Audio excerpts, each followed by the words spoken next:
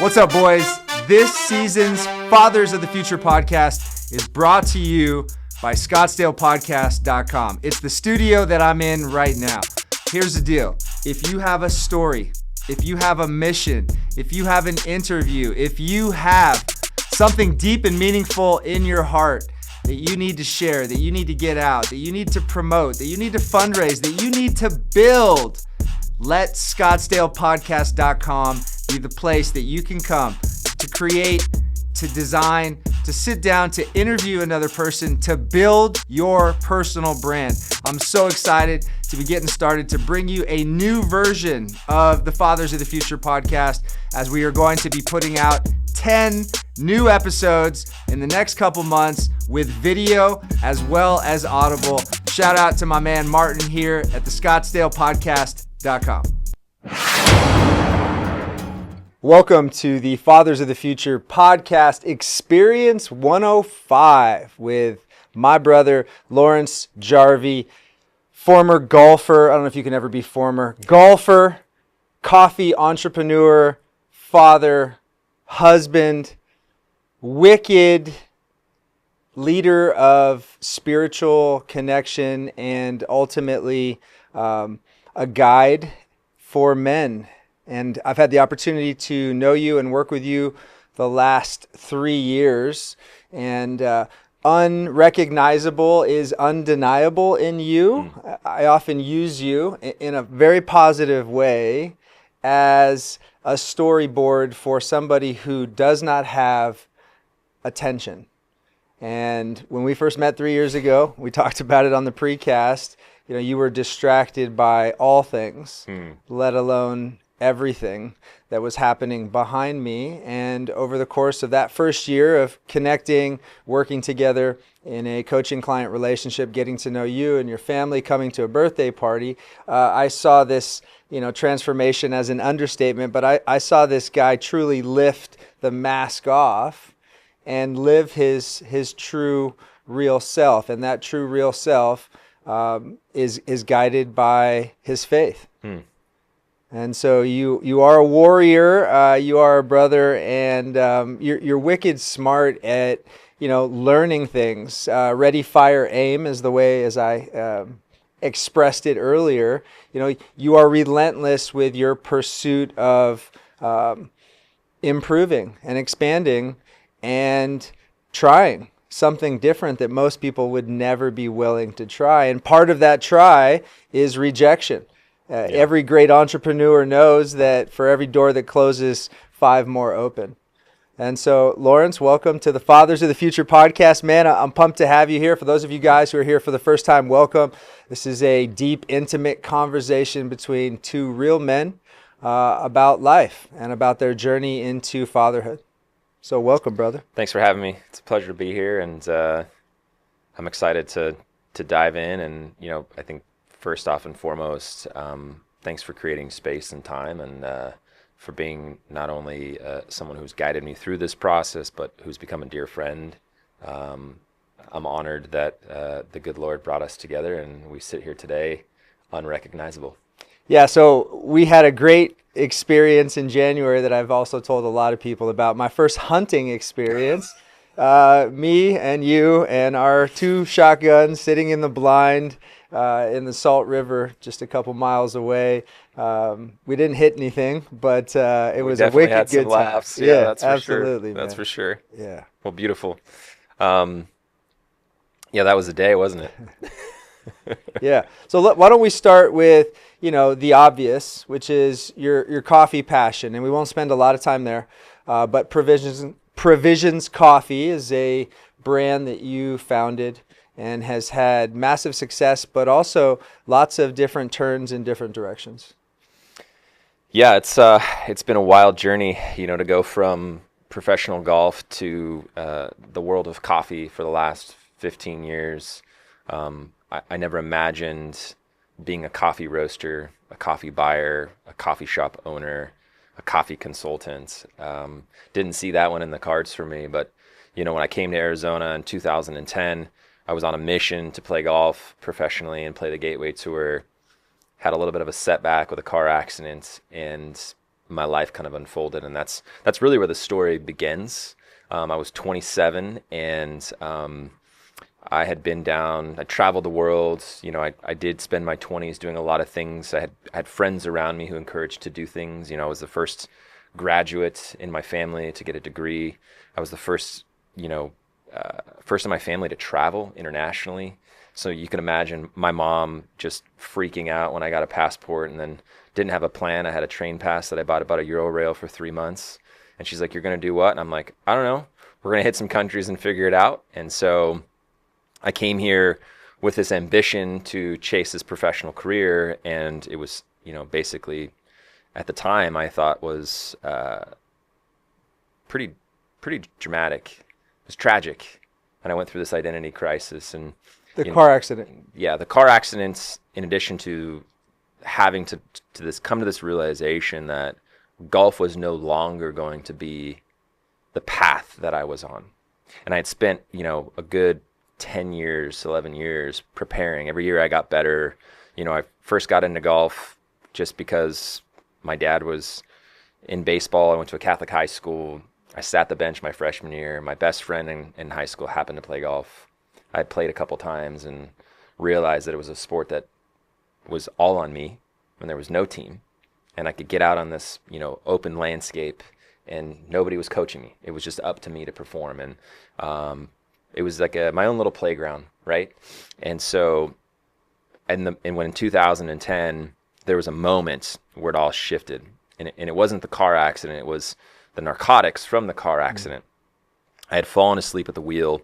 I was sitting at an intersection in the East Valley, and I'd come home from a late bar night shift because I've been in food and beverage for 26 years now, and I've always been waiting tables or serving people in some capacity because that's what I love to do. And I remember that moment where I fell asleep and I woke up. I don't know how long it was. Could have been 2 seconds, but it was long enough to basically jolt me. It's like waking up from a bad dream. And in that moment, I felt the Lord. I mean, I had faith in me. I at one point thought I was going to be a pastor and decided that, getting an education and a master's in divinity wasn't the path for me. And I felt the Lord whisper to me, "Are you ready?" And so I didn't know what that meant. I cried. I pulled over and was like, well, I didn't kill anybody. There's no cops. There's nobody around me, but it was enough to shake me. I went home and took my pills and flushed them down the toilet, which is, not highly advisable. But that was the thing that I did. And from that moment, things started to unfold. I had gone to this little church in the East Valley, total Holy Spirit moment where I felt drawn into this place because of the trees, didn't know it was a church. Next thing I know, I'm hanging out on a Sunday, and I jump right in. And then they ask me a couple weeks later that, hey, we've got this coffee shop. We'd love to take your hospitality background. We need somebody to run volunteers. We'll pay you to be there, but we need someone to help us. And it was this little snack bar called the Grove Coffee. And that's where the journey began. Had no idea. I mean, I tried to leave 6 months into it. I'm like, this place is hot. I want to go back home. My brother and my roommate were leaving. The girl that I was dating at the time had broken up with me. And so I was really just like looking for something, searching. And so pausing at the coffee, those 3 steps in your journey, going pro in golf to having a car accident and being addicted to prescriptions, narcotic medicine, and then finding a church and walking into it and helping them solve a problem by being able to facilitate and serve coffee. Yep. That is the beginning of what would be known as Provision Coffee. That was the beginning. And so the first couple months, I just dove right in. I was like, okay, we got to change some things. I didn't know anything about coffee other than I'd been to a lot of different countries. I had no idea it was a fruit. Had no idea that there was different grinding processes and how espresso was actually extracted. I was a novice, but I was hungry to learn, and I wasn't intimidated. That's one thing that I believe that has been given a gift to me is that one of my superpowers is I don't have fear stepping into the unknown. And that comes from, I think, a couple of things, how God has designed me and my ability to grow and believe and trust that if God is leading me towards a door that's opening, I should probably walk through it and try to figure some things out. How much of golf sharpened that same? I think the disciplines of, when I jumped into golf, I didn't have a set of golf clubs. I mean, when I went to my dad and said, hey, I'm quitting baseball to try golf out, he was like, you're what? I mean, he had spent lots of money and time with me between travel baseball. I was a standout athlete. I was going to be on the varsity team. I mean, I had scouts looking at me. I always I was a utility player. I could play any position. I could throw a baseball pretty fast. I've always been an athlete, which is funny being a golfer because guys are like, oh, you're not an athlete. But I mean, I played baseball, I played football, I played hockey, I played soccer, I played everything, trying to figure out how to use the abilities that God had given me from my hand-eye coordination to, I think something that I've learned to realize as an entrepreneur is the way my brain thinks and how I navigate through issues. And so I stepped into coffee and I became curious.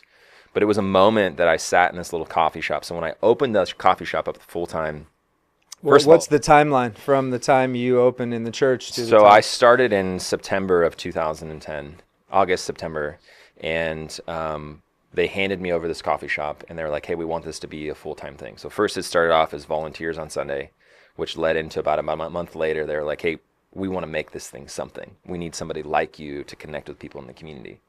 And so we opened up, 7 days a week from 6 to 6. And I worked. I mean, I didn't have anybody else here. So it was like, well, this is my thing. So I would work 12-hour days and run around town trying to figure out where to buy milk and syrups and cups and lids and straws and didn't know. In the midst of that, I would get there at 6 and I'd have one customer that would show up and then I'd have 2 or 3 hours by myself. And it was an uncomfortable feeling because I had to sit in this identity crisis. And part of what I learned in that process was I had come to a place in my life where I thought I was a follower of Jesus. I thought my identity lied within my faith. But really my identity was wrapped up in my performance to be a professional golfer. And that was taken away. And I remember sitting in the coffee shop one morning. I have this little devotional book that was given to me by what I would call a spiritual father. And I'd never really read the inscription in the front of the book. And so the book was called Oswald Chambers, Utmost for His Highest. It's a very popular daily devotional. He was an amazing pastor. And John Hatcher wrote, here's to your abandonment to Christ. Basically, here's to your surrender. And I sat in that chair and I remember opening my body, my language of my body and my hands, and I couldn't get a word out. And I just opened my hands and I said, Lord, if you're real, I surrender. I give it all to you. And that was the beginning where it was just like things just started happening. People started showing up. My curiosity for coffee, like my love and my passion was being replaced. So I loved golf so much. It was like I had personal trainers I had a yoga teacher, I had a mental coach, I had a TPI, Titleist Performance Institute coach. I had a psychiatrist. I mean, I was serious. I wanted to be the best. And in order to be the best, I knew I had to build the tools and have the discipline to be able to do so, because golf is probably the hardest game I've ever played. How good did you get? So at my peak, I was a +7. And so what that means is on average, I could shoot anywhere from 5 to 7 under par on any golf course that I ever played. And so, I think in professional sports, like you can be really good, but it's about getting comfortable with the environments, adapting to, there's real mental hurdles that you have to go through. I mean, the nerves, right? Like your body functions very differently when you're under pressure. So the shaking, putting the tee in I remember going to some state open championships and barely be able to put my peg in the ground and being like, oh my gosh, like how am I going to hit this? But then going back to my training, right? Like, okay, focus on a target, breathe deeply. Nobody's here. It's you in the golf course. It's you, and it doesn't matter what you shoot, but it's one shot at a time, right? And that never went away. Tiger talks about it. Scotty Scheffler talks about it. Like all these pros talk about it, but they've put in so much work that they have to rely on the muscle memory to get there. And so the nerves can either help you or they can hurt you. And some of the best in the world talk about, if you don't have nerves, then it doesn't matter to you. And so I like that right amount. Recently picked up golf in the last couple of years. And, for me, obviously being outside or spending time with people I love, including my kids, is the win, but not losing my cool. Right. And maintaining a level head throughout every, swing, even if I lose, 18 balls, still allowing myself the ability to enjoy it even when I don't perform my best. So you did that professionally, and then the narcotics slowed things down. Do you remember that time? Do you remember how dark it was? Yeah, I do. I mean, um, How long did it last from, you're going pro in golf? I was on narcotics for a solid year, and looking back at it, I knew the risk, but I was in so much pain. I had a couple things going on. I had some nerve damage. I've got some lower deterioration in my my spine from the accidents. I've got something what's called spondylolisthesis. So I have actual floating discs in my L4, my L5. So that constant pressure and rotation, my body was limited to what it could do. And what the narcotics did was, it took the pain away, but it also took the emotion out of it. It turned me into a zombie. And that +7 slowly moved to I was like a 6. I couldn't break 80. And that's when I realized my frustration with the game and my ability is my body cannot physically do this anymore. It's literally impossible unless I want to go get my discs fused. And it was at that point where I was it's just not worth all this energy and time. And it didn't feel I'm a feel guy. So how am I feeling about this? I wasn't feeling good. And understanding the language of empowerment or weakness, the victim mentality. Yep. Had that existed in you before the accident? I didn't know at the time that that's what it was. I couldn't have actually said I was playing the victim card to myself. But as through our training, through being able to identify, getting more repetitions in, my hat goes off to these young athletes that are able to actually perform the way that they do perform. But they always say, look at guys like Ricky Fowler or Max Homa, great success out the gate. And the older you get, the harder it becomes, not just from limitations in the body, but because of the mind. It's a battle. And to be that elite of an athlete, it takes this constant work. And so now that I look back, I was definitely the victim. I could have given you a list of excuses, right?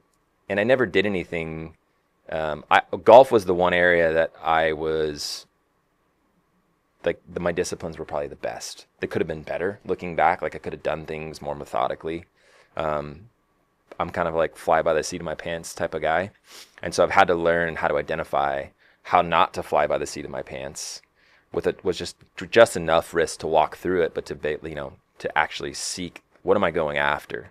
So, going back to those days and thinking back to myself, it was dark. It was lonely, right? My relationships weren't really there. I had nobody here. I had no community other than this little coffee shop. And that's where I start to begin to recognize, okay, there's more to life than success, right? There's more to life than trying to make money. And I think that's been a growing, more and more as I had kids and got married. I sit in my backyard with my girls when I get home every day. I take them to school every morning and pick them up half the week. And I'm home, by 4:35, and we're playing in the backyard, and being able to be present and to enjoy, that is the most fulfilling. It's no paycheck, it's no business deal. I get business wins all the time. They're fleeting. But the moments I get to spend with my kids, or when my kids wake up at 6 o'clock in the morning and they come and hug me and they snuggle, that to me is success. Right. So you have 2 girls. You're two a girls. girl dad. Girl dad all the way. In this time in history, what does a masculine teach his 2 girls that she can utilize for the rest of her life? And as I open that question to you, my daughter is now 17, and she's driving, getting ready to go to college in a year. And I've learned to listen. If I learned anything from having a daughter this past 17 years, it's to listen, and not just listen to women, but listen to people talking, and not just hear them or wait for them to be done talking so that I can insert whatever I want to deliver, but actually listening. And the only way you can listen is if you're not talking and you're not distracted. And so I've intentionally invested that energy and awareness and recognize in myself that maybe before having a daughter, I didn't pay much attention to what people were saying, but she let me know, hey, what are you doing? You're not here. You're not paying attention. Dad, stop doing that thing. Right. What have you taught your girls, and in return, what are they teaching you? There's a phrase that a pastor that I really looked up to that's no longer with us. He had coined respect the ratio. You have two ears and one mouth, and my daughters still remind me when I get distracted. But I think one of the biggest things that I'm learning from them, being their dad, is the more present. It always fascinates me.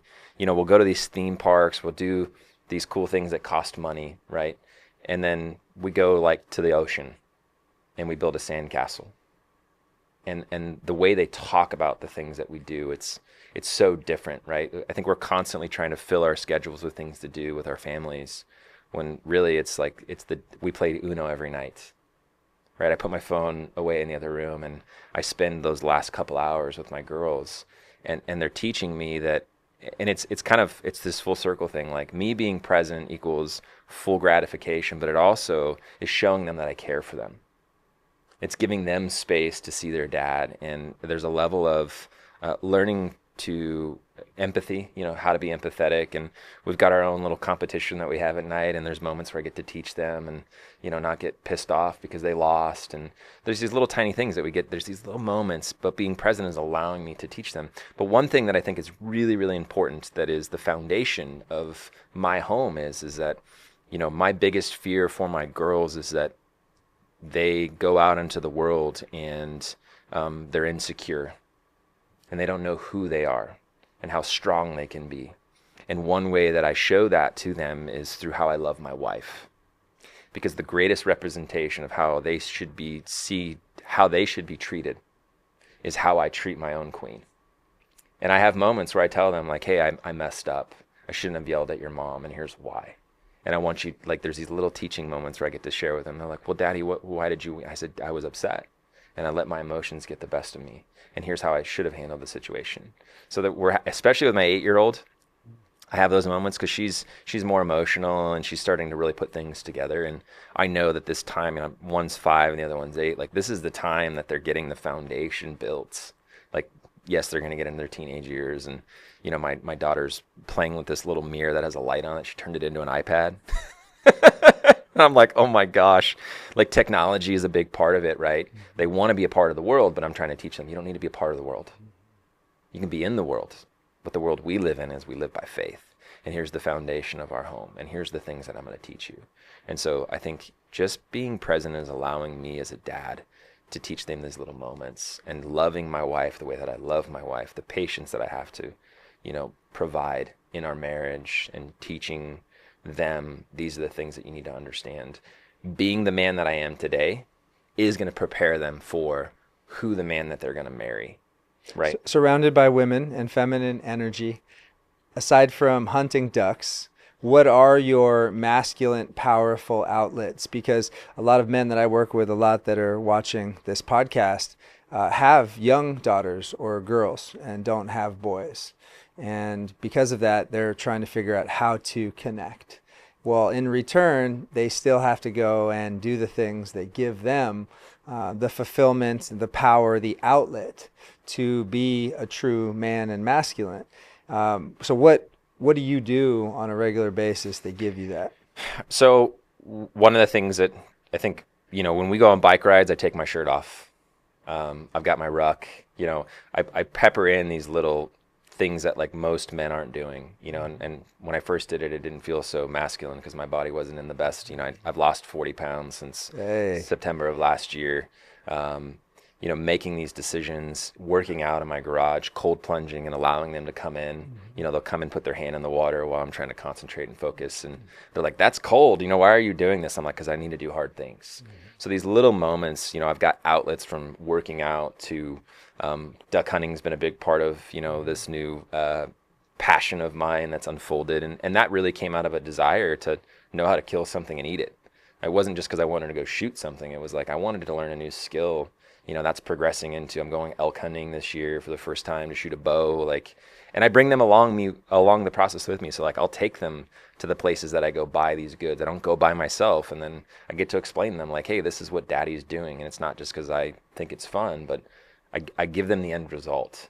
So they get to try duck, right? And when I come home from hunting, they rip the feathers out, even though it's gross. And now they're excited to do it. Like, those are the moments and the opportunities that like, no, go inside and just be a woman. It's like, no. I'm going to bring you into the process. And because I don't have boys, where I think that would be probably a lot more natural for them to want to go with me, my girls are like, when can we go hunting? I think, how sexy would it be to marry a woman who knows how to shoot a shotgun? Like, I mean, you teach classes for women how to have self-defense. Like, so it's bringing them into the journey. We're starting to, I'm building a home gym. My wife has told me, hey, I want to work out. And I said, well, let's be accountable to each other. We literally had the conversation on the way here this morning. And I said, look, here's what we'll do. We'll start simple. We'll get some mats. We'll set a schedule 3 days a week. You and I will wake up together. We'll have coffee. And we'll go spend 30 minutes in the garage. She's like, well, what about the girls? They can come on in. If they wake up, like, the one thing I've learned from other, I would call elite performers, people that I look up to, is they bring their kids in to join them. They don't isolate them from the, like, oh, daddy's going to go work out, leave me alone. I need my own personal space. Like, no, I would love for you to start doing some push-ups. This is your model of manhood that you're teaching them. Correct. You have a father in your life, but this version of you was not instilled in you. Wasn't. When you were younger. And so the generational piece of this, whether you had a father or not, something I talk about all the time of, the reps and sets that were built in you, truly does create the model and version of you. And the problem with most men, myself included for a very long time, is we think that that's it. That's all we can be because of what we were given or what we were taught. And there's a lot of victim in that. But rewiring, shifting, changing, transforming, doing things that you've never done before are also part of this model and standard of excellence. And so just give us a little bit on that, and possibly some things that you would never have imagined doing in your younger years. And as I say that, I think about my own daughter, and when she says, Dad, you stink, I tell her, no, straight lace. This is what a man smells like. If a man smells any sweeter or prettier than this, he's not a real man. And so, that's kind of my joke and lesson with her, but it is true. We are in, and have been, soft times. And soft times create weak men. Yeah, and I think that's probably one of my biggest driving forces, is that, I would have considered myself a weak man before we met. And not in a bad way. My parents were very loving. They gave me an environment that allowed me to be where I am today. But I believe that every generation, every time we have kids and our kids have kids, they should be getting better. And part of that is you have to break these generational curses. I come from a line of addicts and gamblers and alcoholics. And I come from a line of entrepreneurs, and I come from a line of, there's a lot of things that I brought into my marriage that I didn't realize were actually an issue. Like, I struggled with finances big time. And as I look back, like, my parents struggled with finances. My dad didn't have a lot to save, and he still talks about it, and I'm sure he'll listen to this podcast. But one of the struggles that I think that I had was identifying the value of money and saving money for times when they get hard.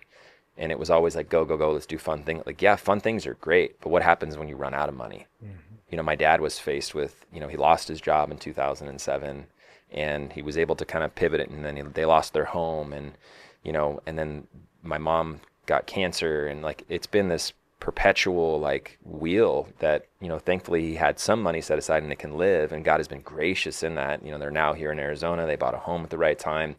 But they're not thriving from a financial standpoint. They have just enough to survive. And I told myself, and my wife has been pounding me on this one, because she's a CFP, certified financial planner. Like, our kids have had 529s like the day they were born. Like, I'm like, why? And I still have that moment where I'm like, do we really need to do that? Like, let's go do this. And she's like, no, we're sticking to the plan. And so understanding, I think, how to identify areas of your life that you feel weak in, and being honest with yourself. I had to come to this conclusion that, like, I sucked at understanding money. I didn't really understand the value of saving money. It wasn't taught in you. Wasn't taught in me. My parents didn't teach. I remember counting pennies with my mom to buy clothes at one point. Mm-hmm. Come to find out, my parents had filed 2 bankruptcies. I never want to have to file bankruptcy. Not from a prideful standpoint, but it may happen. That's business. That's being an entrepreneur. Sometimes you got to let businesses go and start over and restart, reboots. But I want to be able to, we've crawled ourselves out of debt in the last 10 years. We paid off. I don't even have a credit card. I know it sounds crazy. We went full Dave Ramsey. We drove a nice Tesla when they came out. We sold that. I was pissed. My wife's like, nope, we're buying some beaters. We lived in a 1,300 square foot home. And we just started paying stuff off. I'll never forget this, my student loans were one of those like lingering things. I was like, oh, I'll get to. My wife was like, no, we're making a plan and we're going to take all the money that you make and we're going to pay it off. I paid off my student loans the morning that we brought my first daughter home. And I remember sitting there, holding there, feeding her and hitting the button, pay the final bill. And I'd never had so much satisfying. It was a satisfying moment. The worst character trait I ever inherited from my own mom was time. Her relationship with time was so skewed that I thought you were supposed to be late. And that if you didn't want to go to something, you just didn't show up. And so the parenting that was given to you and me and everyone does not have to be permanent. I've proved that in myself and not, you said changing the generational, reversing the curse. Yeah. Absolutely.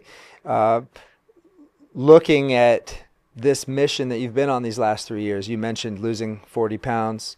You said on the precast, you're 7 months sober, not drinking, alcohol free.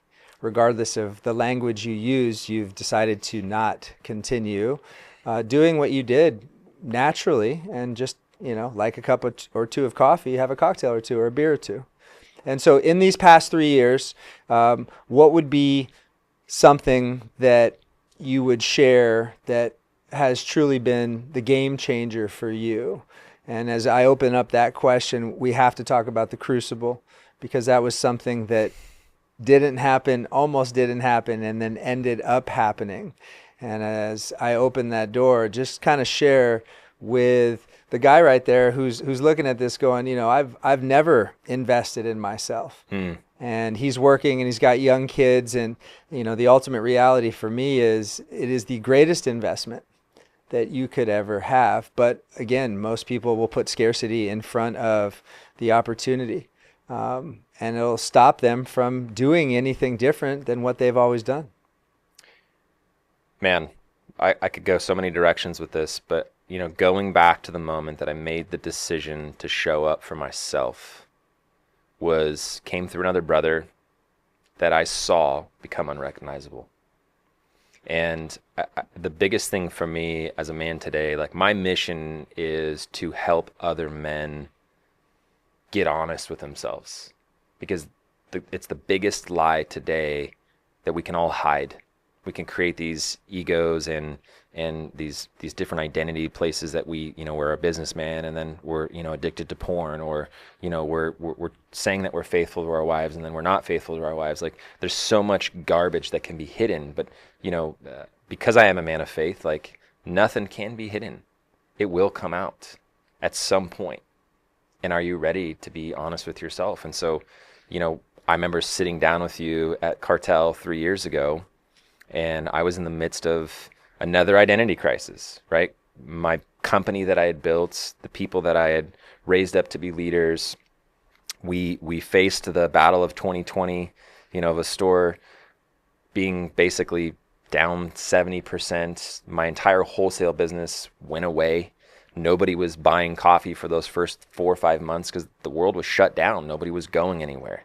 And my business relied on people buying product. And I remember sitting with you and just not even knowing where to start. I couldn't sit still. I was trying to give you so much information. And then I remember you like smiling a couple times and being like, oh, I see where you're at. You have no freaking clue where you're going. And I remember the first couple sessions that we had was a lot of me just talking. And it was moments where, the daily writing, the reading of the books, the getting up early, the 50 push-ups, the 10 non-negotiables. Like I hated that shit. But what it was teaching me was that I could do more. And I think if you're a man and you're sitting at home today and you're listening to this, I don't have to tell you that you have things in your life that you want to change. but you have to be willing to take one step. And I think the biggest lie that the enemy gives us is that you're worthless, that you don't deserve anything better, and you just need to settle for what it is. And I think that if you start implementing little tiny steps, I have this crawl, walk, run is how my philosophy goes in life. I always want to run really fast because I'm an entrepreneur, but every time I run, I get myself into trouble. So start small. Write down what you want to accomplish in life. I mean, these are simple skills that we hear entrepreneurs talk about, people who are successful that wake up early and write 3 things down that they're going to get done for the day, regardless of anything else. It's not just because they want to get something done. It's because they're staying sharp with their skills. Because, look, our human nature is to be lazy. Our human nature is to deny reality. And we don't talk about the voices that we hear, because if we did, people think we're crazy. I got news for you. We all got things spinning in our ears. And in order to get those things to quiet down, you have to build the skill sets and the resilience and the cadences to understand where you are today. So if today you're like, I've got some things that are going really well, but there's these things back here, then what are you waiting for? If you need to hire a coach, hire a coach. If you need to invest in yourself and start getting your physical fitness together, Andy Ellett always talks about like the shaming of the body. Like, I don't shame men where they're at, but I'm pretty sure I will tell you that in the last 7 months since I quit alcohol and watched my body transform, I've caught my wife looking at me and being like, damn, you look good. And I'm like, you checking me out? I've had more sex because I look better. And it's not just because I look better, but it's because I'm confident in who I am today. And I know that every day that goes on, like, it's an opportunity for me to learn, to grow, and to continue to be honest. Because guess what? Character is not something that you build overnight. It's built over a lifetime. And so my really good pastor and friend Landon, we went through a series called Slow, and now we're going through Slower. What people don't understand is that because we've been raised in this culture that instantaneous gratification, we can pop an Advil when we have a headache. We can drink a beer when we want our emotions to go away. We can find all these different outlets to distract ourselves. But really, we talked a little bit in as the resistance, learning how to press in and fight the hard parts. Like, nobody wants to wake up in the morning and fight battles. But the reality is there's a war going on, regardless if we choose to say, I'm here for it, or if I'm not. And I know I'd rather be a man with other men around me like you who are ready to fight a battle. Doesn't mean that you've got, we're going to go fight somebody. But what does that look like for you? It could be, though. It really could be. I mean, I carry this little Crucible dagger in my vehicle for the unknown. We live in a time that our parents, it's very different. When you look at history and where we are today and the things that are going on, and we talked about raising our kids, it's scary. I remember as a kid, my parents would say to me, be home when the lights go off. And I would ride on my bicycle for miles. And I didn't have a cell phone. I had a pager when I think I turned 16. But I used to pick up the phone. Hey, Mom, I'm at Circle K. I'll be home in 45 minutes. Cool, right? I don't see my girls getting to live that out because of the danger that, I live in Gilbert and it's really safe, but the reality is like, I'm kind of a helicopter father when it comes, because I don't know, but I'm trying to give them the skills to be prepared for. Well, girls are different, and I got they are for sure. I got to throw a quick pause on that as we talk about, programs. Nobody's coming to save you. One of the first things we teach the women, moms and daughters in the program is to never, ever let their kids use the bathroom alone anywhere in any environment. It's just one extra step. And I remember my kids growing up, and that was the first piece of freedom at a restaurant or at a grocery store, was to go use the bathroom. And somewhere in between all of that, the realization came with meeting and talking to men who had been assaulted or sexually injured as a young child. And so that's the call to action. The first one of today is never let your kids. My daughter's 17 now, and I still stand guard, and she thinks I'm crazy, but I don't care. That's part of what our job, duty, and responsibility is. What I got from you, though, a moment ago is that you finally faced the ultimate truth. That's your truth. And that's what most men are stuck not willing to do, not face whatever emotional baggage, whatever loss, pain, or sorrow that they've carried with them their whole life, whatever was handed down to them. And again, to think that your story is final at whatever age is bullshit. Yeah. You can rewrite it, you can change it, you can tell a different story. And so I have to ask you the next question about the Crucible, because so many people ask me, what is the Crucible? It looks so scary. And so as a softer guy years ago growing up, right? I was an only child. And so I explain this all the time. Like, I was an only child growing up with women. My mom had me at 45. You know, the curtains would get drawn at 6:30 p.m. and they wouldn't be allowed to get opened until the next morning, because my mom, my grandma, my great aunt, they all lived in fear because there was no protector. And so I lived in that same fear, and ultimately was pretty soft growing up in the environment that I did. And so, you know, tough is not necessarily the answer, but being dangerous. And being dangerous to be a protector, and to know that you can go where you need to go and you can do what you need to do, and not be afraid or worried or concerned that something is going to happen to you. And those are the things that I'm constantly, you know, teaching and training in myself and in my own kids, is to be aware. Yeah. And be aware of your surroundings, and be aware of your emotions, and be aware of your habits or your addictions. Right. That's the biggest piece that most men are not willing to face. Yep. Awareness is uncomfortable and it hurts. And once you get to this place where you're clear, because you're not pouring alcohol down your throat or popping prescription medicine, you're powerful because of your body is used as a weapon. You're spiritually guided and connected because your faith is strong, and you support your family with your faith first. You become the most multi-dimensional weapon that you could ever be. And to me, that's my mission, is to not only live that way, but is to teach other men to live that way. And so tell us about the Crucible and that experience for you. We got our next Crucible coming up September 12th, Crucible 39. Let's go.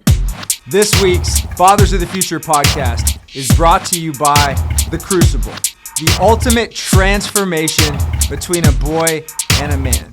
This 30-hour immersive experience is designed to take you to, through, and past your personal edge of comfort. Here in Scottsdale, Arizona, our next Crucible is September 12th and 13th. Schedule the call, step into the unknown, and do something that will transform and change your entire life. We've coached over 100 men, 39 different full days in this experience. And when people ask me, I always leave it up to someone who's been through it, not somebody who developed it, but the guy who's been through it. And so what is your definition and explanation of the Crucible, and what did it do for you? The Crucible was the moment that I had to face my biggest fears, knowing that I didn't have control of my day. I had no idea what to expect. You know, I had little tiny hints of things that could happen, but I went into it just being like, man, I have to put my phone down. I have to be present, and I have to rely on other men that are with me, because I have no idea what type of obstacles I'm going to face. And it started right away. I remember in the first 15 minutes thinking to myself, did I really just pay to do this and go through this?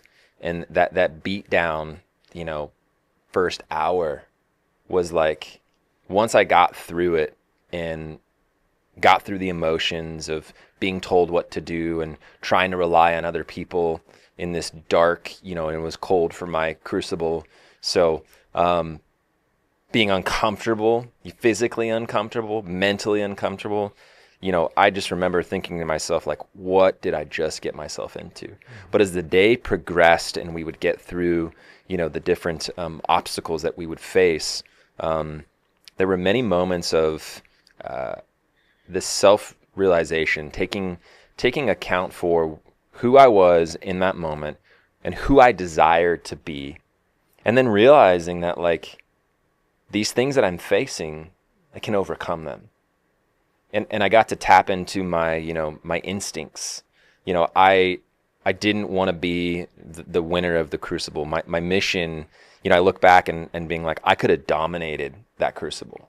I could have ran laps around the guys that I was in, but it wasn't about me dominating, which some men, that's what they go. They're going to fight their internal self. It was understanding my greatest gifts and skills to lift other people up.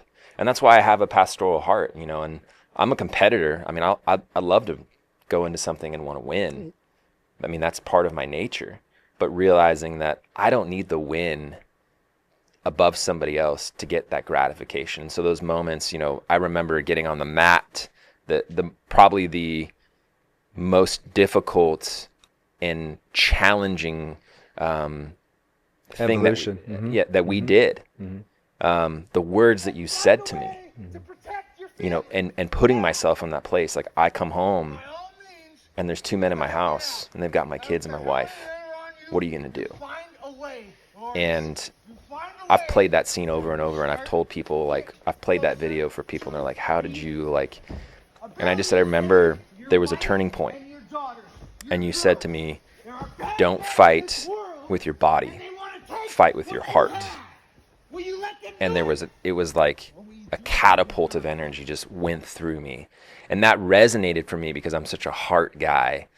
And I basically threw you guys off of me and crawled my way to the fence. And then we had to do it again, which I was like, oh my gosh, how am I going to do this again? But the Crucible for me, the definition of the Crucible was I had to face my biggest fears, which was losing control and being honest with myself and understanding that I can do hard things. It supercharged your capacity. And prior to that, you were a comfort seeker, like a lot of men are, especially when they get married, kids, job. Yep. Is they fall into that rhythm of, oh, well, this is what I work so hard for. And they lose that competitive edge. And so that Crucible, the Crucible, is meant to push you past your comfort level, past your edge. So you see, I can do more. Yep. I can do more in less time. I can do more in less time and enjoy doing the hard things. I can seek out discomfort. And it's made me not just physically tougher and stronger, but mentally. Right. And I saw that switch happen in you. I see it happen in so many men. They go through this experience, which we create this container. And unlike other programs that I've personally been a part of that beat you down, we beat you down, but we build you back up. Yeah, and I think that those were, you know, from journaling to going to the cemetery and being faced with some of the questions. You know, what would I say to my wife and my kids if I didn't wake up tomorrow? You know, I've looked back at that letter, and I carry it actually in my briefcase. You know, that first Fathers of the Future, because I go back to remind myself of, like, who I want to be, because there's setbacks. Right? The reality is that I tell my kids this all the time. You get to choose how you respond to the hard. Because every day the world keeps spinning, the sun keeps coming up, and problems will continue to happen. And it's how you adapt yourself to those problems. You know, as a leader who leads a company, I catch myself in the emotion, which I never used to do, and which is one of the reasons that as I looked back at the downfall of my company is that I was not built to lead yet. And I didn't take it seriously.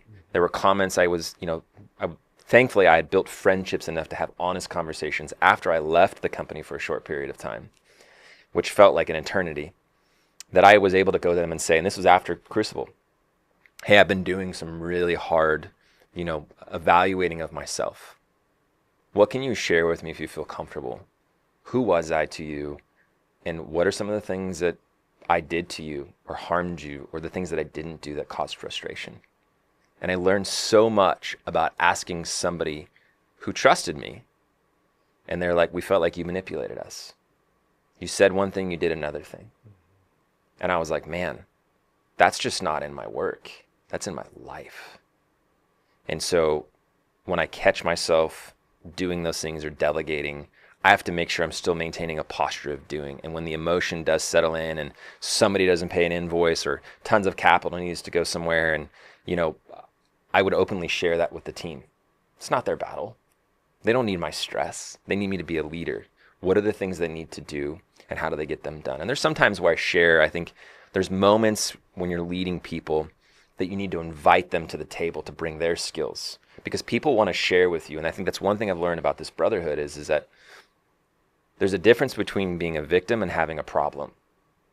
A victim would say like, poor me, oh, I can't do this, I need your help, blah, blah, blah, shoulders shrug, like I'm just crawled up. Now I call you and say, hey, here's the problem I'm facing. Here's the solutions I'm thinking about. Then I ask for some insight, like, hey, am I missing anything? Do you hear anything in me? Like asking for that accountability. The blind spots. Right? Where are my blind spots? Like, you know me well enough, like, and you'll ask me great questions. Have you thought about this? Are you doing this? What are you feeling? What is your gut telling you? Can you separate the facts from the emotions? Right? Then you go back and you reevaluate. And I have a rule in my life now. It's like when I get something that I don't like in an email form or a text message, I wait 24 hours to 48 hours before I respond. This is brilliant. It's not easy because my instant like response wants to be, F you, or why did this happen? Or like there's an emotion. People can read that in words. People can read body language. And so if I'm having a moment, I step away from the team. I go for a walk. I capture myself. I go back to my training. I go back to the foundations. Sometimes I just go in the walk-in and sit in the cold, or I'll do push-ups in my office because I need to get my brain off that emotion to recognize like this is just a response. Let it settle in. You don't like it? Why don't you like it? Yeah, question yourself before you say or do or act in any way. There's a pause, and the pause can only happen from the practice. Because we live in an age where everything is instant, like you mentioned, and everything is now. The greatest thing we can do for our critical thinking and ultimately for our execution is to pause and question it as the innocent bystander, not as the victim or the villain. Lawrence Jarvey, genuine, vulnerable, driven. Those are the three words I have for you. What is next? Close us out with your mission, and ultimately how can we not only enjoy great coffee from you, but also learn more about what you're doing in your next mission professionally? So I think just overall, my mission moving forward is impacting men, connecting men with other men like yourself, making myself available for people who have identified they want more in their life. I believe that the greatest form of, or I should say, the greatest thing that we can do as human beings is to share our experiences with others and come alongside brothers. I mean, this is biblical, right? Iron sharpens iron. I have a verse that I've been meditating on, chewing on since last year, which is Psalm 34:8, and it says, taste and see that the Lord is good. Blessed is the man who takes refuge in me. I have tasted and seen what God has done in my life. And now I'm beginning, I've been sitting on this book for 10 years. I've gone through 5 different businesses and these different revolutions and reinventing myself. And I'm finally now talking about it. I'm writing about, this experience, and I've got 5 chapters. I've got 5 more to go. My hope is that, one, it's finishing the book for myself. If anybody ever reads it, it doesn't matter to me. It's a goal that I set, but it's called The Underdog. I believe everybody roots for the underdog, right? In the stories that we see through the news, like it's the one thing that captivates us. It's because there's a story there. There's a narrative that's taking place in someone's life where they were a victim of something at one point, and now they're the hero of their story. So my goal, my journey, my mission is I want to be a guide for men specifically to teach them that what they may have learned or what they may have taken on from their past doesn't need to be who they are today. And I hope and I believe with everything in me that the presence that we carry is contagious, and I will take that to a spiritual level. I believe that the way that the Holy Spirit works inside of us, this gift that God has given to us, it's contagious. Other men, whether they have faith or no faith, can see that there's something different in you. And so my mission is to pass that on and to be available for when that comes. Because I will tell you, I start every day with this prayer. I say, Lord, simply come into this space that I'm in. Give me the eyes to see, the ears to hear, and the heart to respond. If we keep it that simple, we've got a superpower waiting over here. And this doesn't mean superpower from the sense that like, hey, you're going to be rich and famous. I think we all have different paths that can lead us to, but it's going to give you the deepest desires of your heart. That's what the Lord promises you. So if your desire is to be successful, if your desire is to be a good father, if your desire is to be a good husband, if your desire is to be just a strong man, he will put people in your life like you because you were an answer to prayer. That was my prayer in that season was, I need a change and I need help. Then I meet my brother, Jeff. I watched him go through 6 months of unrecognizable, losing weight, being present, conversations from being the victim to now he's the hero in his own story, right? And I remember looking across the table at him and being like, I want that. That was the moment when I recognized that he was contagious. What he was doing was rubbing off on me. And so now every Saturday morning, I wake up with a group of 20 to 30 guys at my church, and we work out, we ruck, we throw sandbags. I've now inserted the cold plunge into our Saturday morning routines. I load up my cooler and put it in the back of my truck. I go buy $50 worth of ice, and I'm teaching guys. I'm to that point now where I'm excited to give people the skills and the disciplines that I've learned. And I'm still a novice. I'm beginning to learn and understand. Like, I have a lot of appreciation for older men who I didn't realize how impactful their presence was to me. And I now start to understand, like, there's one man in particular, his name is Jack DeBartolo, and he's an amazing architect. And just when I was going through these evolutions, trying to figure out I've got a marketing brain, and I was starting a marketing consulting business. And I saw Jack's business, and I'm like, Jack's one of the best architects in the world. He's world renowned for these projects that he's done. And I remember going to him and saying, like, man, I could really help you with your marketing. And I'll never forget what he said to me. He said, no, thank you. And I was like, well, why? I can help you. And he says, Lawrence, I'm going to teach you something about my life. He said, I learned a long time ago that my dependency on the Lord is every day. And there will be seasons that I will face that are hard, but I always have enough. And I will stick to that. Thank you very much. And that is something that I want to teach men is, yes, you can build all these skills and get all these things, but it isn't until you fully rely on the Lord to understand that the provisions that he has for you will be there daily if you believe that's the case. And for me, that is my mission, to share the gospel, to make disciples, to build community, and more importantly, to create brothers who can come together, to be a phone call away, to be willing to die for me, and to be faithful to their wives, to their kids, to their businesses, because that's what we need today. As a father, it's our duty to be able to show up for our families, to show up for our neighbors. Go back to the 10 Commandments, right? How do we get back to this place where we restore some sanity? Men need to show the heck up. And it starts with today. It starts now. So like my call to action for you, if you've made it through this podcast, is fear is the greatest enemy that you will face. But if you can write down what you're facing today, I promise you, looking at those words, meditating on those words, inviting somebody bigger into the picture, like Luke, like the good Lord that I proclaim in my life, I promise you, you can't escape it. Because once you've actually written it down, now you've got to do something about it. So make sure that you take that step. Lawrence Jarvey, you are an authentic storyteller. You are a warrior for God, and you are a good friend and brother. I truly appreciate you for your time today. If you got something out of this podcast, all we ask is that you simply pay it forward. You share it with somebody. They don't have to be broken. They don't have to be beat down in order to have a breakthrough. But most of us spinning around on this earth do not have enough systems, standards, structure, or a strategy to work and grow their entire life. And it's been my joy to get to know you and work with you over the last couple years. It's a mission that we all need to take a bigger look at as to how we can help people when they're going through hard times.